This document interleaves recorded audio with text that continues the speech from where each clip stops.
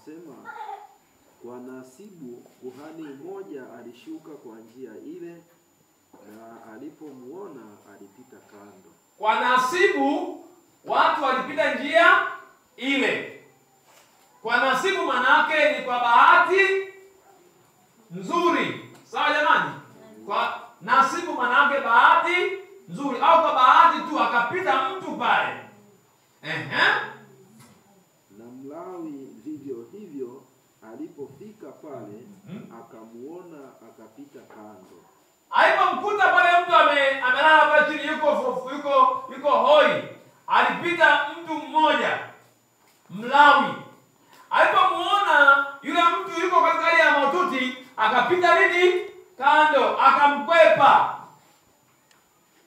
Kumbuka hiyo mtu yuko katika hali ya nini? Ya kufa, lakini akapita Mlawi. Na Mlawi wenzetu Walawi kwa leo tunataka kusema ndio wachungaji. Tunataka kusema leo ndio watumishi wanatuongoza. Lakini akapita wapi? Kando. Hakumsaidia. Anasema lakini Msamaria mmoja katika kusafiri kwake alifika hapo alipo, na alipomuona alimhurumia. Kwa hiyo walipita watu watatu. Wa kwanza alikuwa ni nani? Ni kuhani. Wa pili alikuwa nani? Mlawi. Hao wote hao ni watu ambao wanafahamika katika mambo ya kidini, ni watu wakubwa katika mambo ya kidini ya kidini, lakini wote hao wawili wakapita wapi? Pembeni. Wakamkwepa yule nani? Mtu. Lakini akapita mtu wa tatu. Yule mtu wa tatu ndipo akafanyaje? Anasema mmoja alimuonea huruma. Alafu 34 anasema akakaribia akamfunga jeraha zake, akazitia mafuta na divai, akampandisha juu ya mnyama wake, akampeleka mpaka nyumba ya wageni, akamtunza. Hata siku ya pili akatoa dinari 2 akampa mwenye nyumba na wageni, ndio akisema, mtunze huyu, na chochote utakachogharamiwa zaidi, mimi nitakaporudi nitakulipa. Kumbuka huyu ni mtu ambaye hamfahamu yule majeruhi, lakini kwanza alimwonea huruma, 2 akamsogelea, 3 akatia dawa kwenye yale majeraha, maana alimpa huduma ya nini? Ya kwanza. 4 akampakiza kwenye kwenye mfugo wake au kwenye usafiri wake. Lakini bado pia alitoa gharama zake kwa ajili ya matibabu kule kwa nyumba ya nini? Ya wageni. Sasa kitendo cha huyu Msamaria kufanya kitu fulani kwa huyu majeruhi, na sisi leo tunajifunza kitu.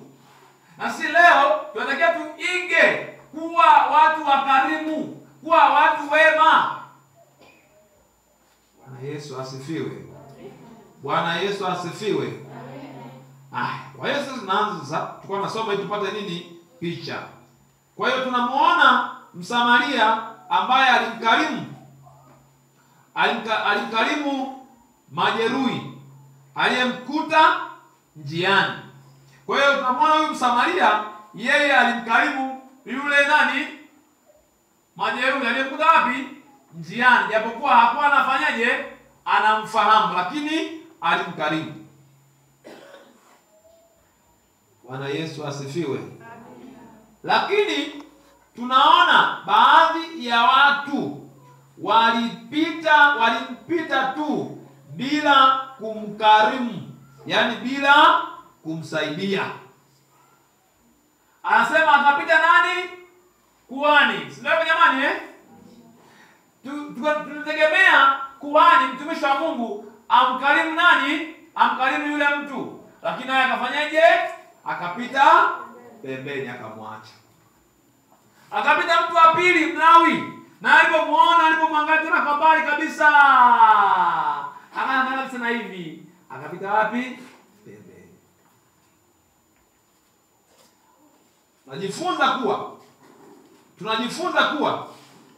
Tunajifunza kuwa watu hawa walimpita tu bila kumkarimu au kumsaidia, kwa kuwa hawakuwa wakarimu, japokuwa ni watu wa dini sana.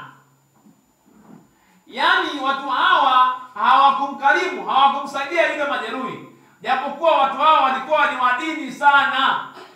Hata leo inawezekana ukana mtu wa dini sana kanisani, lakini asiwe nini?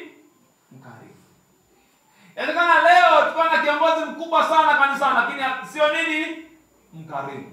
Lakini sisi tunatakiwa tuwe nini? Wakarimu. Muulize mwenzako, wewe ni mkarimu kwa watu?